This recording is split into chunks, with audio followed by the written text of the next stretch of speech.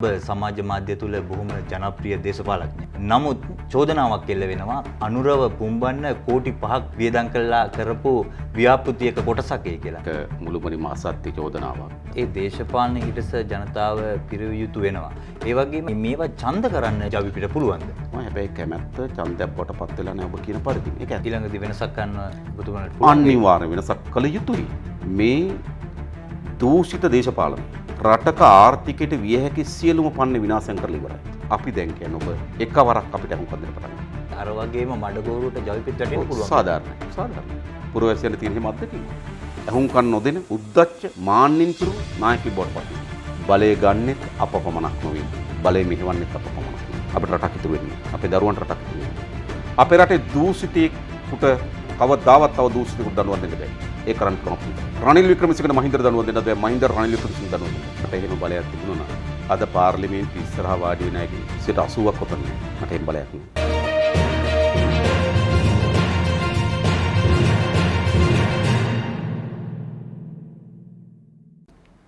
දිවයින online තුලින් අද අප සාකච්ඡාවට සම්බන්ධ කරගන්නේ ජනතා විමුක්ති පෙරමුණේ නායක පාර්ලිමේන්තු මන්ත්‍රී අනුර කුමාර දිසානායක මහතාව. අයිබෝවන් මන්ත්‍රීතුමා. අයිබෝවන්. මේ වෙනකොට ඔබ සමාජ මාධ්‍ය තුළ බොහොම ජනප්‍රිය දේශපාලඥයෙක්. නමුත් චෝදනාවක් එල්ල වෙනවා අනුරව පුම්බන්න කෝටි 5ක් වියදම් කළා කරපු ව්‍යාපෘතියක කොටසක් ඒ කියලා. ඇත්තට මේ චෝදනාවට කොහොමද උත්තර දෙන්නේ? ඇත්තට මේක මුළුමනින්ම අසත්‍ය චෝදනාවක්.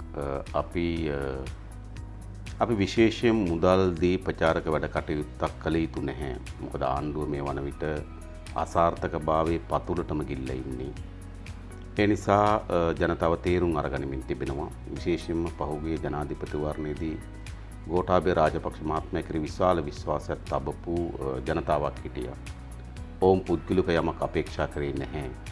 නමුත් අවුරුදු එකහමාරක් වෙන කෙටි කාලයක් ඇතුළත විශාල ලෙස විවේචනයට, විරෝධයට, අසාර්ථකභාවයට ඔහුපත් වී තිබෙනවා. ඒ නිසා ජනතාව අලුත් මාවතක් තෝරාගනිමින් තිබෙනවා.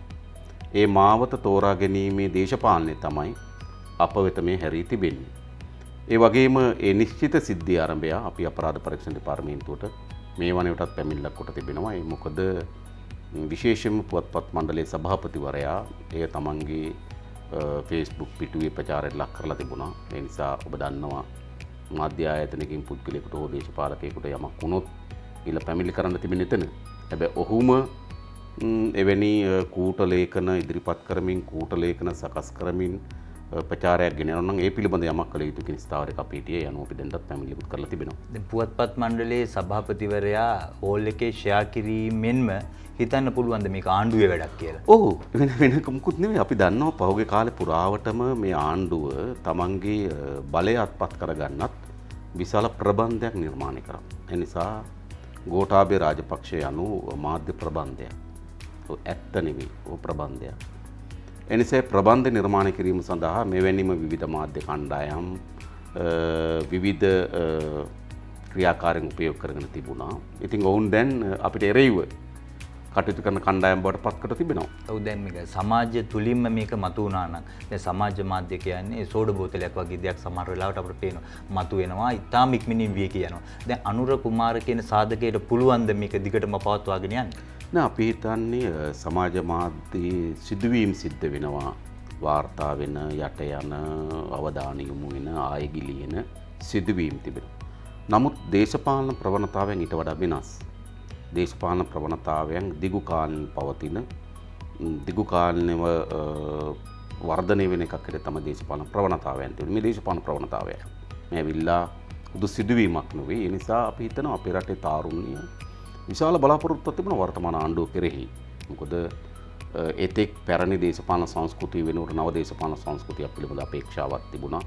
රටේ ආර්ථිකයේ සංවර්ධනයක් පිළිබඳ අපේක්ෂාවක් තිබුණා. පෞල් පාලනයන් වෙනුවට ප්‍රජාතන්ත්‍රවාදයේ කේන්ද්‍ර කරගත හැකි ඒ විෂයන්ට දැනුම අත්දැකීම් තිබෙන කණ්ඩායම් අපේ රට ගොඩ නැගීමේ ව්‍යායාමක නිරත වී කියන බලාපොරොත්තුවක් තිබුණා. ඒ බලාපොරොත්තු බිඳ වැටි තිබෙනවා. ඒ නිසා මම හිතනවා ඔවුන් අලුත් දේශපාලන මාවතකට හැරෙමින් තිබෙනවා. ඒ හැරීමේ ප්‍රකාශනයක් තමයි සමාජ මාධ්‍යවල මේ අද පෙන්වුම් කරමින් තිබෙන්නේ. මන්ත්‍රීතුමා දැන් ආණ්ඩුවක් පත් වෙලා යම් කාලයක් යනකොට ඇත්තටම ඉතිහාසයේ පුරාම අපි දැක්කා ආණ්ඩුව පිළිබඳ ජනතාව බරපතල කලකිරීමක් තියෙනවා. ඒ සෑම මොහොතකම මේ ජවිපේ කෙරෙහි ජනතාව යොමු වෙනවා. ජවිපේ කෙරෙහි කතා කරනෝගේ ಗುಣ නිතරම ගායනා කරනවා. දැන් ඉතිහාසයේ ওই දේ තුන දැනුත් ওই දේ තමයි වෙන්නේ. විශේෂත්වයේ තියෙන්නේ සමාජ මාධ්‍ය අන් කවරදාටත් වඩා ඉහළ තැනක තියෙන්නේ. ඒ නිසා කියලා හිතන්න බැරිද මේ නව ප්‍රවණතාවයේ තියෙන්නේ? නෑ මේ අවස්ථාව විශේෂ අවස්ථාවක්.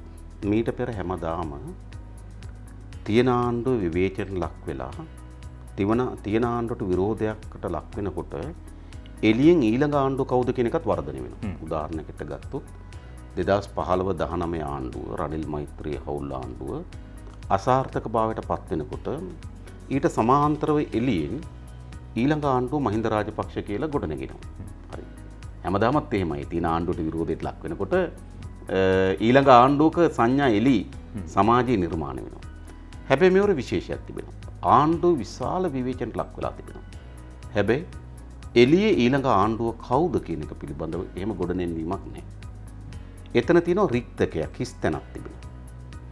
අන්න හිස්තැන තමයි අපි දේශපාලන ව්‍යාපාරයක් ලෙස අත්පත් කරගත යුතු වන්නේ. ඒ දේශපාලන හිටස ජනතාව පිරවිය යුතු වෙනවා. ඒ වගේම මේවා ඡන්ද කරන්න ජවිපිට පුළුවන්ද? මෙහෙමයි. දැන් සාමාන්‍ය ගත්තොත් ජනතාවගේ විශාල කැමැත්තක් අපිට තිබෙනවා. හැබැයි කැමැත්ත ඡන්දයක් බවට පත් වෙලා නැහැ ඔබ කියන පරිදි. මේක ඇත්ත. ඉතිහාසයේ පුරාම අපි ඒක දැක්කා. ඔව්. හැබැයි අපේ රටේ ඡන්ද කියන්නේ මොකක්ද? ඡන්ද පිළිබඳ විවිධ දේශපාලන අර්ථකථන තිබුණත් මිනිස්සු ඡන්ද පොලට යන්නේ ආණ්ඩුවක් හදන්න. ඔබගේ මාධ්‍ය ඡන්දේ දවසට වාර්තා කරන්න කවුරු ආණ්ඩුව හදයිද? ඒ ඡායාරූපය අපි නෑ. ඒ කියන්නේ මොකක්ද එකෙන් කියන්නේ? ආණ්ඩුවක් හදන්නේ කවුද කියන ප්‍රශ්නේදී අපි ඒකෙන් එළියේ ඉන්නේ. ඒ නිසා ජනතාව ඡන්ද දිනේදී තමන්ගේ ඔළුවේ ඇතුලේ ඇති වී තිබෙන විවිධ මතවාදයන්ට අනුරූපී වන පරිදි ආණ්ඩුවක් හැදිය හැකි අර දෙකෙන් එකක් තෝරගන්න. ඉතින් අපේ පළමු ප්‍රයත්න වෙන්න ඕන අපි ආණ්ඩුවක් හදන්න පුළුවන් කියන සංඥා සලකුණු සමාජගත කරන්න ඕන. ආණ්ඩුවක් හැදීමේ බල තරඟේ කවේ ඇතුළට කෝව ඇතුළට අපි ඇතුළට ඉන්නවා. එතකොට ඔය කැමැත්ත ඡන්ද බවට පරිවර්තනය වෙනවා. ඊළඟදී වෙනසක් ගන්න ඔබතුමාලට අනිවාර්ය වෙනසක් කළ යුතුයි. මම ඔබෙන් අහන්නේ මේ වෙනස් කරන්න ඕනේ නැද්ද?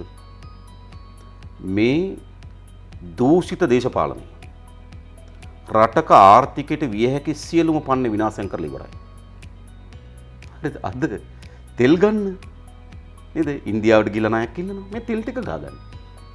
හරිද? මා දන්නවා ඊයේ කබ්‍රාල් මේ පසුගිය සතියේ කබ්‍රාල් මේ කටාර වලට ගිහිලා තිබෙනවා. තෙල් අමාත්‍යවර ඕමාන් වලට ගිහිල්ලා ඉල්ලනවා.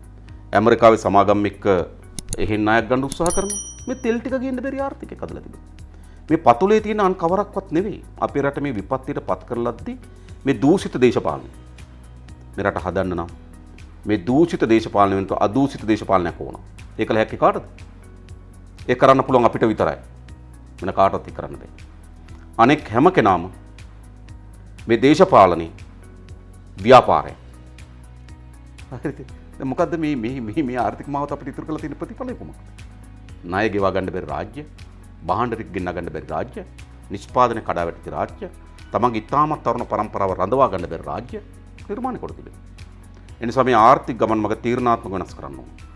අපි මේ රටේ පුරවැසියන් ඉල්ලා හිටිනවා. ඔබට විවිධ අපේක්ෂාවන් තියන ආණ්ඩුව හදනකොට හැබැයි ඔබත් මේ විනාශය පංගු කරනවා. මේ විනාශය මේ විදියටම සිද්ධ වෙන බව දශක ගණනාවක් මුල් අපි කියලා තියෙන මේ රටට. මේ ආර්ථික ගමන අපිට ඇති කරන ප්‍රතිවිපාක, මේ ණය ගැනීම අපිට ඇති කරන ප්‍රතිවිපාක, මේ කොන්ක්‍රීට් වනාන්තර සංවර්ධනය අපිට ප්‍රතිවිපාක, මේ කුෂ්කර්මාන්තයට අත්පත් කරමින් තිබෙන ඉරණමේ ප්‍රතිවිපාක, ග්‍රාමීය ජනතාවගේ දුප්පත්භාවය සහ නූගත්භාවයෙන් පෙළෙන බවේ ඇතිවිය හැකි තත්ත්වය අපි ඇති වෙනකන් කියලා තියෙනවා. හැබැයි ජනතාව මොකද දුන්නේ? අපි දැන් කියන ඔබ එකවරක් අපිට හුඟක් දෙන්න පටන් ගන්නවා. මේ රට අපේ දරුවන්ට මේට වඩා හොඳ රාජ්‍යයක් පරිවර්තන කිරීමේ සුබ සීනෙන් අපි පිළිනවා. ඒ වෙනුවෙන් අපි ආරාධනා කරන්නේ රට පුරවැසියන්ට. සමහරුන්ට කියන්න පුළුවන් ඔබතුමාලා මේ විපක්ෂයේ ඉඳගෙන තමයි මේක කියන්නේ ආණ්ඩු බලය ගත්තයින් පස්සේ අර වගේම මඩගෝරුවට ජවිපෙත් වැටෙන්න පුළුවන්. සාධාරණයි. පුරවැසියන්ට තියෙන හිම අත්දැකීම. ඒක සාධාරණයි. මොකද අවුරුදු 70 තිස්සේ ඔවුන් මුහුණ දීලා තියෙන ජීවමාන අත්දැකීම ඔබ කියන එක තමයි.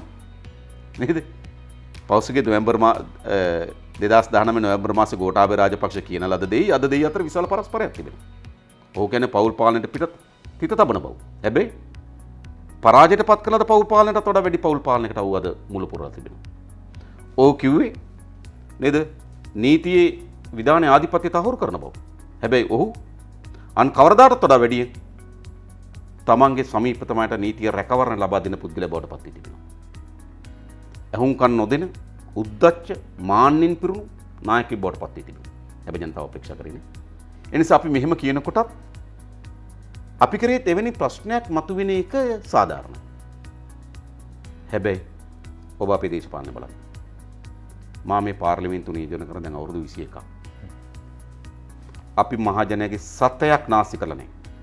ඔබ හිතන්නේ දැන් අවුරුදු 20කට සාමාන්‍යයෙන් ගත්තොත් മന്ത്രിවරයෙකුට හම්බ වෙනවා පොලිස් නිලධාරීන් දෙන්නේ. මම අත්තිදුරේ දබනකොට මට පොලිස් නිලධාරීන් 8 දෙනෙක් හම්බ වෙනවා. අපි එක පොලිස් නිලධාරියෙක් අපේ ආරක්ෂාවට අරගෙන ඒ ටික එකතු කරලා බලන්න කොච්චරද කියලා. අවුරුදු 20ක් පොලිස් නිලධාරීන් දෙදෙනෙකුගේ වැටුප ඉතුරු කර ප්‍රමාණය බැලුවොත් එහෙමයි වැඩ කරන්නේ. හරිද? ඒ නිසා අපි අපේ භාවිතාවෙන් අපේ දේශපාලනයෙන් අපි ඕනෑවටත් වඩා වැඩිම ඔප්පු කරලා තිබෙනවා.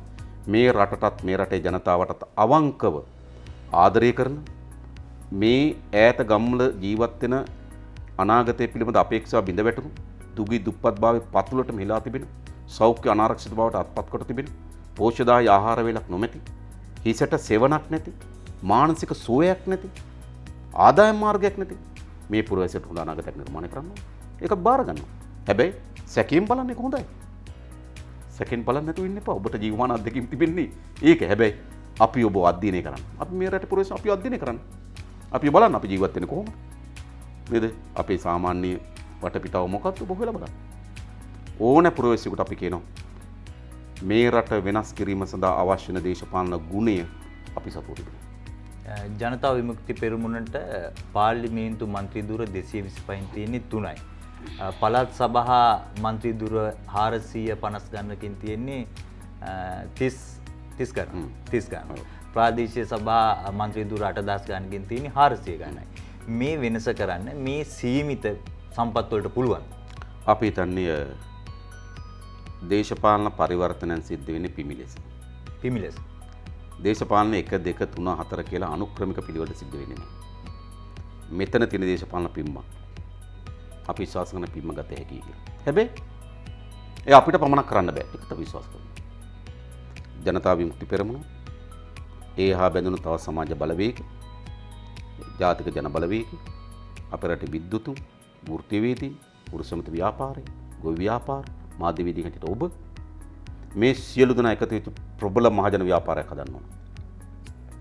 ජනතාවට අපි කියන්න ඕන මෙන්න මේ මහජන ව්‍යාපාරය අතට ඔබ බලය මාරු කරන්න දෙන්න කියලා. ඒකෙන් මා කියන්නේ බලය ගන්නෙත් අප පමණක් නොවේ, බලය මෙහෙවන්නෙත් අප පමණක් නොවේ. අපි ඒකට උපරිම කැපකිරීම කරන්න, උපරිම මැදිහත් වෙන්න අපි ලෑස්ති. ඒ සඳහා අහුම්කම් දෙන්න, ඒ සඳහා විවේචන බාර ගන්න, ඒ සඳහා ඔබගේ යෝජනා බාර ගන්න. අපි තුල ජයග්‍රහණ සඳහා අත්පත් කරගත හැකි ඕනෑම වෙනස්කමකට අපි පරිවර්තන වෙන්න සූදානම්. මොකද මේ වෙනස අපේ પરම්පරාව කරන්නේ නැත්නම්, මේ වෙනස මේ දශකයේ කරන්නේ නැත්නම් අපිට රටක් ඉතුරු වෙන්නේ නැහැ. අපේ දරුවන්ට රටක් ඉතුරු වෙන්නේ නැහැ. ඔබ අද බලන්න. අපේ රටේ තාරුණ්‍ය කොච්චර ප්‍රමාණයක් මේ රටේ ඉන්නද බලාපොරොත්තු තිබෙනවා. අපිට පොඩි කාලේ ඉඳන් මේ මව්බිම පිළිබඳව, තමන්ගේ දෙමව්පියන් පිළිබඳව මහත් බලාපොරොත්තු ආදරය, ලිංගතුකම ආදර මේ පරිසර පද්ධතිය පිළිබඳව. හැබැයි ක්ෂණිකව එයාට මේ රට අත්හැරලා දාලා යන්න කියලා මානසිකත්වයක් ඇති වෙන්නේ.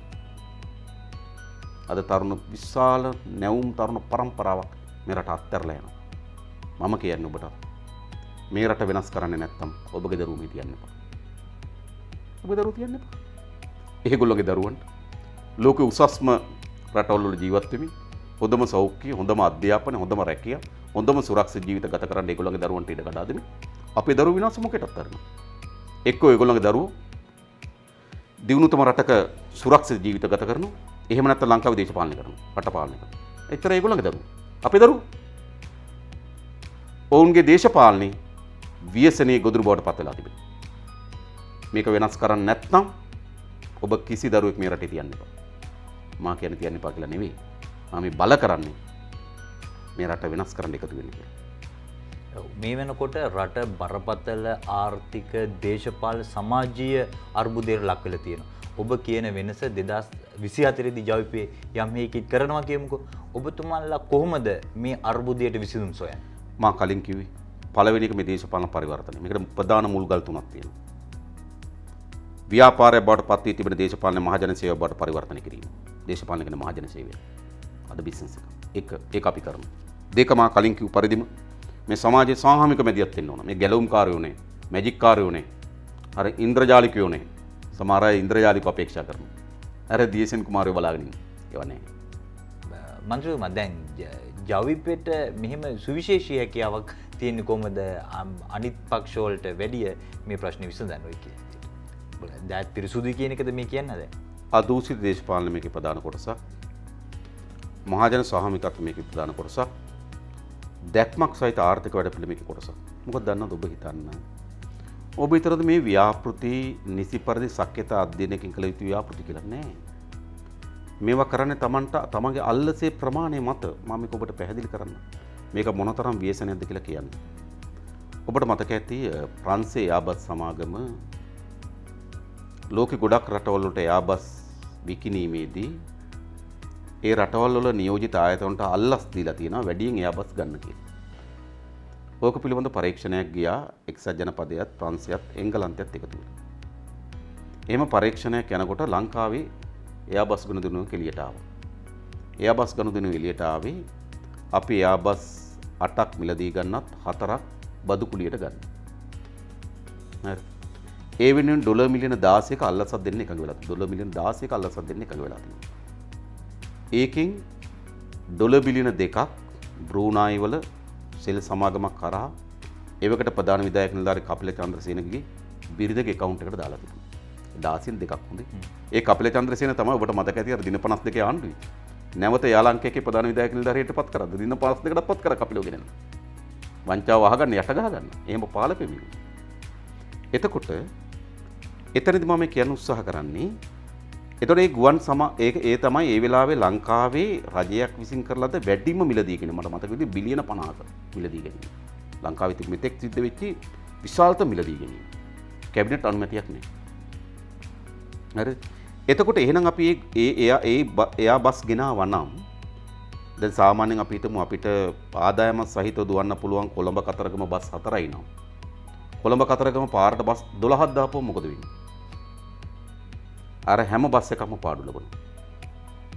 අන්න ඒ වගේ වැඩක් වෙන්නේ. හරිද? එයා ලංකා සමාගමට එතකොට අර අල්ලසේ මිලියන 16 විතරක් නෙවෙයි ප්‍රශ්නේ තියෙන්නේ. ඒ අල්ලස විසින් ඇති කරලද ව්‍යාපෘතිය වාර්ෂිකව පාඩු. හොඳයි මන්ත්‍රීතුමා දැන් මේ වෙනකොට මේ කතා බහ වෙන දෙයක් තමයි අපි පොඩ මාතෘකාව වෙන පැත්තකට යොමු කරමු මේ පැන්ඩෝරා පත්‍රිකා. ඊට කලින් මේ පැනම ආවා. තවත් යම් හෙළිකිරීම් සිද්ධ වුණා මීට කලිනුත්. ජනතා විමුක්ති පෙරමුණේ සමාජිකයෙකුගෙත් නම මේකට ඇඳිලා තියෙනවා. ඇත්තටම මම දැක්කා. ඔව්. මම දැක්ක බිමල් රත්නායක. බිමල් රත්නායක. ඒක මුළුමනින්ම අපි ප්‍රතික්ෂේප කරනවා. මේකේ අරමුණ වෙන්නේ මෙහෙමයි. ඒ කියන්නේ රුපියල් මිලියන 35000කට අධික මුදලක් නිරුපම රාජපක්ෂ හා තිරුණඩේශන්ගේ accounts වල තිබිලා වුණාම ඒක මුළුමනින්ම රාජපක්ෂ පවුලේ මට මතකයි මහින්ද රාජපක්ෂ මහත්තයා කිව්වා කවුරු හරි ගාව ඩොලරයක් තිබ්බොත් මොකද්ද අයින් වෙනවද මොකද්ද කියලා කිව්වා. හරිද? දැන් ඩොලර් කෝටි ගණන් තියෙනවා. හරිද? ඒගොල්ලන්ට මේක දිය කරලා අරින්න ඕන වුණා. දිය කරලා අරින්න මේගොල්ලෝ පොඩු බොරු නාම ලේඛනයක් හදුවා. ඒ නිසා ඒක මුළුමනින්ම ප්‍රතික්ෂේප කරනවා. හරිද? ඒ වගේම අපි දන්නවා මේවට දඩුවම් නොදෙන බව. දමතක ජනාධිපතිවරයා පරීක්ෂණය කරනවා කියලා කියනවා. අපේ රටේ පරීක්ෂණ යනු සත්‍ය වසන් කිරීම හා අපරාධකරුවන් නිදොස් කොට නිදහස් කිරීම. මීට අමතරව කිසිවක් වෙන්නේ නැහැ. මන්ත්‍රීතුමා දැන් එහෙම රාජපක්ෂ පවුලේ සල්ලි පිටතැන්වල තියෙන වෙයි කියලා චෝදනා කරනවා. මේ වගේ පත්‍රිකා මගිනුත් යම් යම් හෙළිකිරීම් වෙනවා. දැන් ඔබතුමන්ලටත් චෝදනා වෙනවා. දැන් ඔබතුමන්ලගේ දරුවෝත් ඉන්නේ විදේශගතව. ඔබතුමාත් බොහොම වියදම් කරනවා. ඔබතුමන්ගේ සමාජිකත්වයේ ළමයි හොඳ තැන්වල විදේශ රටවල අධ්‍යාපන ලබනවා කියලා. ඇත්තටම කොයිද ළමයි? අපේ මධ්‍යම කාර්ය සභාවේ හෝ දේශපාලන මණ්ඩලයේ කිසිදු සමාජික දරුවෙක් විදේශගතව අධ්‍යාපනය දරන්නේ නැහැ. හැබැයි ඒ දරුවෝ රජයේ හෝ පෞද්ගලික අංශවල රැකියාවක් නිරත වෙනවා ජීවත් වීමෙන්. හැබැයි මම අහන ওই දේශපාලකයන්ගේ දරුවෝ කොහේ රස්සාව කරනවද කියලා කියන්නේ. ඒගොල්ලෝ මුළුමනින්ම ජීවත් වෙන දේශපාලනයෙන්. ඔය ඇමතිවරයෙක්ගේ දරුවෙක් හෝ ජනාධිපතිවරයෙක්ගේ දරුවෝ අගමැතිවරයාගේ දරුවෝ හෝ නේද? දැන් ඔය අපිට පේනවනේ. එක්කෝ උන් විදේශගතව එක්කෝ මෙහෙ බිස්නස්. අපේ එහෙම නෙමෙයි ඒගොල්ලෝ ඒකවල රැකියාව. සමහර දරුවෝ අපේ පක්ෂයේ පූර්ණ කාලීන වැඩ කරනවා. සමහර දරුවෝ හිත පක්ෂයට හිතවතුන් ඉන්න ගම ජීවත් වීම සඳහා රැකියාව කරනවා. මගේ දරුවෝත් එහෙම. හරි ලංකාවේ රාජ්‍ය ආයතන ජීවත් වීම සඳහා රැකියාවක් කරනවා. ඊටම පේසක රැකියාව. මම දන්න පරිදි. හරිද? ඔවුන්ගේ ආදායම් මාර්ගයේ ජීවන මාර්ගය බවට දේශපාලනපත් කරන්නේ. හැබැයි අනිත් ගොඩක් අයගේ දරුවෝ එක්ක විදේශගතව එක්ක මේ දේශපාලනයෙන් හම්බ කරනවා. අනිත් කාටේ තමයි මේ ජවිපේ සතුව දැවැන්ත බිලියන ගානක මුදල් ධනස්කන්ධයක් තියෙනවා. අපිට මූල්‍යම අපිට සම්පත් තියෙනවා. ඒක නෑ කියන්නේ. අපිට හිතවතුන් උදව් කරනවා, ආධාර කරනවා, පක්ෂ සමාජික ආධාර කරනවා. අපේ മന്ത്രി වැටුප් වලින් අර මුදල් කපිය දෙනවා. අපිට දේශපාලනික නිරත වීම සඳහා අවශ්‍ය නම් වත්කම් තියෙන දේශපාලන ව්‍යාපාර. ඒක මම ප්‍රතික්ෂේප කරන්නේ නෑ. හැබැයි ඒවා කූට ව්‍යාපාරිකයන්ගෙන් ඩීල් හරහා ඔය කොන්ත්‍රාත් හරහා අයතාල ලෙස උපයාගත්තු ධනෙ නෙවෙයි. ඒ නිසා තමයි මැතිවරණ කොමසාරිස්ට ඉදිරිපත් කරනකොට සාමාන්‍ය මාර්තු මාසේ 31 වෙනිදාට ඒ හැම පක්ෂයකම මේ ගිණුම් වාර්තා දෙන්නේ. ඒ ගිණුම් වාර්තාව අනුව වැඩිම සල්ලි තියෙන අපිට. ඔව්. හරිද? ඒක 2015 ජනාධිපතිවරණයෙන් පස්සේ එක බැලුවොත් වැඩිම account එකේ ලොකු අපේ. ඔව්. හැබැයි එළියේදී වැඩිම වියදම් කළා තියෙන කවුද? ඒ පක්ෂදී. accounts වලට එන්නේ නැහැ. ඇයි? බැංකු පද්ධතිය හරහා ගනුදෙනු කරන්න පුළුවන් පිරිසුදු සල්ලි විතරයි. ඒ නිසා ඒගොල්ලෝ වියදම් කරන්නේ කළු සල්ලි. අපේ පක්ෂ ගිණුම නැත්නම් පක්ෂ වියදම් ලේඛනයේ ලොකුවට පේන්නේ අපේ ගනුදෙනු දෙන බැංකු පද්ධතියට. ඒ නිසා මොකද ඒවා ඔක්කොම පිරිසුදු ධනෙ. දැන් ඉස්සර අපි දැකලා තියෙන මේ කැටහොල්ල. දැන් එහෙම දේවලුත් නැහැ. දැන් ජවිපේට ආදායම් මාර්ග තියෙනවා කියලා කියනවා. නමුත් මිනිස්සුන්ට මේක හිතා ගන්න බෑ මේ කොහින්ද ජවිපේට මෙහෙම ඉන්නේ කියලා. අපේ දිස්ත්‍රික්ක මට්ටමින් ගොවි පොළවල් අපි කරනවා පක්ෂ මෙදියත් වෙලා. ඒ වගේම ඔබ දන්නවද සමහර තැන්වල අපි කුඹුරු වගා කරා මේ පිය මහ කන්නේ. අර පොළොන්නරුව අනුරාධපුර වගේ අපේ පක්ෂ සංවිධානයේ ආසනවල සංවිධාන විශාල කුඹුරු වගා කරා. මේ මම දැක නිකවරට විශාල කජු වගාවක් කරා. හරිද? ඒ වගේම අපි අවුරුදු කාලෙට අර ටිකක් ලොකු අපේ පක්ෂ සමාජික විශ්වවිද්‍යාලෙන් පක්ෂර දිනයක් දෙකක් වැඩ දෙන්න ඕන කියලා ලොකු අර අවුරුදු කාලෙට උණු පිරියම් කරනවනේ ගෙවල් තීන්ත ගන්නවනේ. ඒ ගෙවල් කුලියට අරන් අපි තීන්ත ගාලා පක්ෂයට එක බැර කරනවා. හරිද? ඒ වගේම ගත්තොත් අපේ විදේශගත ශ්‍රී ලාංකිකයන් ඉන්නවා. ඔවුන් අපිට උදව් කරනවා. ඒ වගේම දන්නවා දැන් පක්ෂයට ඔබ දන්නා අර විශ්වවිද්‍යාලවල ඉන්නකොට පොඩා ක්‍රියාකාරකින් ඉන්නවා කියලා ඔබ කියන්නේ හැමදාම. ඒගොල්ලෝ දැන් ඒගොල්ලෝ ඉන්නවා. ඒගොල්ලෝ විවිධ වෘත්තීන් වල ඉන්නේ. ඒගොල්ලෝ මාසෙට අපිට පක්ෂයට ගමක් එවනවා. ප්‍රධානියන් තමයි වැඩි. ඔව් ප්‍රධානියන් තියෙන කොට විශාල ප්‍රමාණයක්. ඒ හැම එකක්ම බැංකු ගිණුම් ගත කරලා තියෙනවා. හරිද? ඒ කියන්නේ අපේ മന്ത്രി වැටුපවා ඒ ගිණුමට ගිහිලා තියෙන්නේ. ඒ ගිණුම ඔබට ඕන කෙනෙකුට පරීක්ෂාවට භාජනය කරන්න පුළුවන්. මේ අපි ඉදිරිපත් කරලා තියෙන හැම සතයක්ම ආවේ කොහොමද දුන්නේ කවුද කොහොමද කියන එක පිළිබඳව ඕන කෙනෙකුට පරීක්ෂා කරන්න පුළුවන්. අපි මැතිවරණ කොමසාරිස්වරයාට ඒ වාර්තාව මා වාර්ෂික බාර දීලා තිබෙනවා. මා කියනවා අනිත් පක්ෂ වලටත් පුළුවන්. කියන එක තේරුම්කුත් නැහැ නේද? හරිද? කවුරුත් දන්නවා මේ කළු ධනෙ සැරිසරන්න කියලා නේ. ඉතින් ඒගොල්ලෝ කළු ධනෙන් දේශපාලනය කරනවා. නමුත් දේශපාලනය පවත්වාගෙන යන්න යම් මූල්‍ය හැකියාවක් ඕන. ඉතින් ඒ මූල්‍ය හැකියාව වෙනුවෙන් යම් පක්ෂ ව්‍යාපෘතිය දෙනවා ආධාර තියෙනවා මෙවැනි දේවල් අර අපිට යම් ගිණුමිය මුදල් ප්‍රමාණයක් තියෙන දැනුත් තියෙනවා. සාධකයක් දෙන්න පුළුවන් මේ ජවිපේ ආණ්ඩුවක් යටතේ මේ වැඩිකාරයන්ට එහෙමනම් කිසි කෙනෙක්ගෙන් පරිගැනීමේ චේතනාවක් මට නැහැ. මට අපේ පක්ෂයට නැහැ. පරිගැනීමක් නෙමෙයි. මහින්ද රාජපක්ෂ සමග මම ඌට පාර්ලිමේන්තුවේ මූණට මම කිව්වා. ඔබට චීන සමාගම් වලින් ඩොලර් බිලියන 7.6ක් හම්බුණා. ඔබ චීන කොම්පැනි වලට විකිණි ජනාධිපතිවරයෙක්. අපි පොඩි මිනිස්සු. හරිද? හැබැයි අපි කොම්පැනි වලට මිලදී ගන්න බෑ කියලා කියනවා. තේරුණාද? මහින්ද රාජපක්ෂ මහා ප්‍රතාපවත් ඇතින මිනිස්සු ගොළුවේ තියෙන්නේ. හැබැයි කම්පැනි සල්ලි දීලා ගන්නවා. මේ මිනිස්සු. හරිද? මොන ප්‍රතාපවත්ද? මිනිස්සු සල්ලි වලට විකුණන්න පුළුවන් නම්. හරිද? ඒගොල්ලෝ ප්‍රතාපවත් නෑ. හරිද? අපි ප්‍රතාපවත්. අපි කිසි අපරාධකරුවෙකුට කළු සල්ලි කාරයෙකුට හරිද විදේශ කම්පැනියකට අපි සල්ලි දීලා ගන්න බෑ. හැබැයි අපි බලයට ආවහම මේ කිසියකින් පරිගැනීමේ චේතනාවක් අපිට නෑ.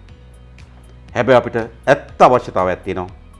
මේ රටේ ඈත ගම්වල ජීවත් වෙන ජනයා විශාල පීඩාවට පත් කරලා උන්ගේ අධ්‍යාපනය අහිමි කරලා උන්ට පාසලේ වැසිකිලි පද්ධතියක් නැතුව ඉස්කෝලේ පිට්ටනියක් නැතුව ඉස්පිරිතාලේ බෙහෙත් නැතුව අනේක වද වේදනාවන් විදිද්දී ඒ ජනයාගේ සල්ලි හොරකම් කරගත්තු ධනෙ යලි මේ රටට අත්පත් කරනවා.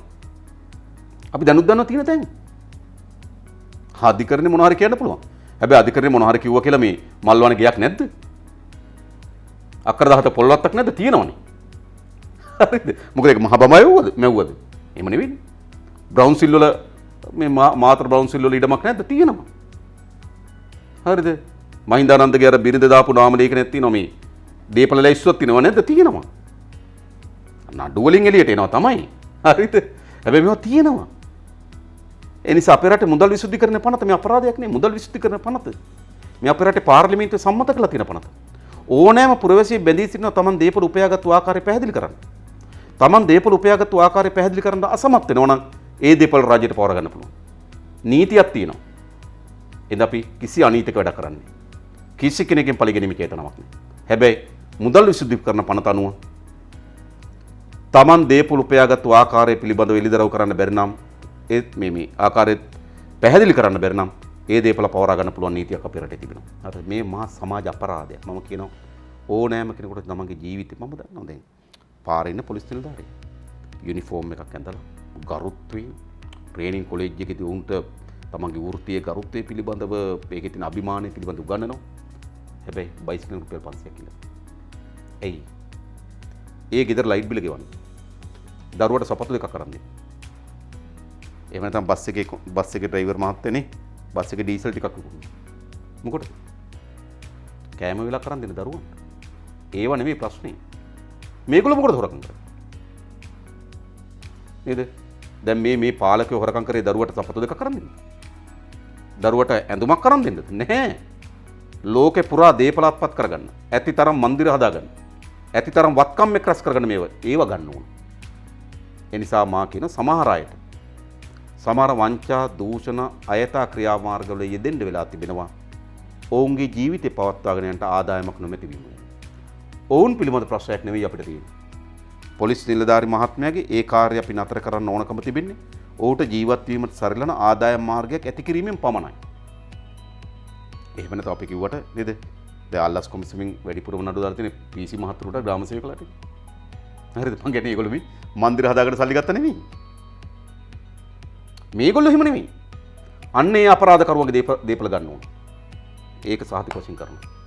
ඒක කර හැකි කාටද? මම ඊට කලින් කියලා තියෙනවා. අපේ රටේ දූෂිතයෙකුට කවදාවත් තව දූෂිතයෙකුට දඬුවම් දෙන්න බෑ. දූෂිතයෙකුට දඬුවම් දී හැකි වන්නේ අදූෂිත ව්‍යාපාරයකට සහ අදූෂිත පුද්ගලයන්ට විතරයි. ඒක කරන්න පුළුවන් අපිට විතරයි.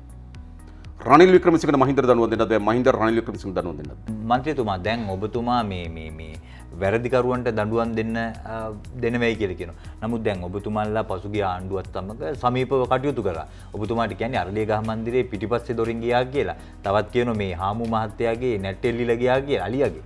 ඉතින් තිබුණානේ කරන්න ඒ වැඩේ. මට එහෙම බලයක් තිබුණා නම් අද පාර්ලිමේන්තු ඉස්සරහා වාඩි වෙන අයගේ 80ක් ඔතන නැහැ. මට එහෙම බලයක් නෑ. මන්ත්‍රීතුමා දැන් ජවිපේ 1994 තමයි මුලින්ම සන්ධානයකට යමුනේ. ඊට පස්සේ අවස්ථා 2004 ඔමම ක්‍රමික මේ පෙමිණියා. හැබැයි මේ 2015 ගහපු සන්ධානය තමයි ඔබතුමාට බරපතල චෝදනාවක් කියන්නේ මේ අලියගේ නැටිමුළු. ඇයි මේක සුවිශේෂී ලෙස චෝදනා වෙන්නේ? ඇත්ත 2015 සන්ධානයකට ගියේ නැහැ. නමුත් අපි අවංක පිළිගන්න 2015 අපේ දේශපාලන උපක්‍රමයේ මොකද අපි ජනාධිපතියන්ට කාගත වේදිකාවක් නැංගිනේ. අපි කිව්වා ඒගොල්ලන්ගේ කඩෙත් බඩු අප්සෙට් මේගොල්ලන්ගේ කඩෙත් බඩු අප්සෙට් කියලා අපි කිව්වා. හරිද? හැබැයි අපි දේශපාලන උපක්‍රමයේ යම් ප්‍රමාණයකට මෛත්‍රීගේ ආණ්ඩුව හදන්න ඉවහල් වුණා. ඒක අපි තේරුම් ගන්න ඕනේ. මන්ත්‍රීතුමා අවසාන ප්‍රශ්න දෙක. ඔබතුමාට මතකද 2014 පෙබරවාරි 2 වෙනිදා? ඔව්. සුවිශේෂී දවසක්. ඔබතුමාට දේශපාලනය හැරවුම දේශපාලනක සන්ධිස්ථානයක ඔව් ඔබතුමාට නායකත්වය ලැබුණු දින. දවස ඔව්. අවුරුදු 7ක් වෙනවා ජවිපේ නායකත්වය ඔබතුමා දරාගෙන. සන්තෝෂ වෙන්න පුළුවන්ද ජවිපේ ගෙන ඇහලා තියෙන තැන ගැන? ඇත්තටම අපි කවුරුවත් මේ පක්ෂයට නායකත්වයෙන් බලාගෙන ආපු අය නෙවෙයි. අපි මේ පක්ෂයට සම්බන්ධ වුණේ අපි ඉදිරිපිට මරණේ එලිපත්තේ ඉන්න ගම. මේ දේශපාලන සම්බන්ධ. අපිට සැබෑම අපේ මව්බිම් පිළිබඳව අපේ රටේ පුරවැසියන් පිළිබඳව සැබෑ භක්තිය සහ ආදරයක් තිබුණා. ඒ වෙනින් අපි මේ දේශපාලනේ තෝරාගත්තා. හැබැයි ඉතිහාසයේ සිද්ධ වෙච්ච විවිධ චලනයන්ගෙන් හේතු කරගෙන අපි නොහිතන ලද වගකීම් අපිට පැවරලා තිබෙනවා. ඉතින් අපේ මුළු ජීවිතයෙන් අපේ අත්දැකීම් අපේ දැනුම අපේ කාලය අපේ ශ්‍රමය සියල්ල අපි වැය කරමින් තිබෙනවා. ඒ වගකීම් ඉටු කරන්න.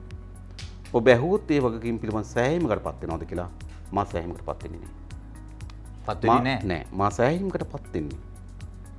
මේ ව්‍යාපාරයේ ගොඩනගන ලද අරමුණ සාර්ථකව අවසන් කර ගැනීමට අවස්ථාව ලැබුණාම තමයි. අද දිවයින ඔන්ලයින් සමග සාකච්ඡාවට එකතු වුණේ ජනතා විමුක්ති පෙරමුණේ නායක අනුර කුමාර දිසානායක මහතා.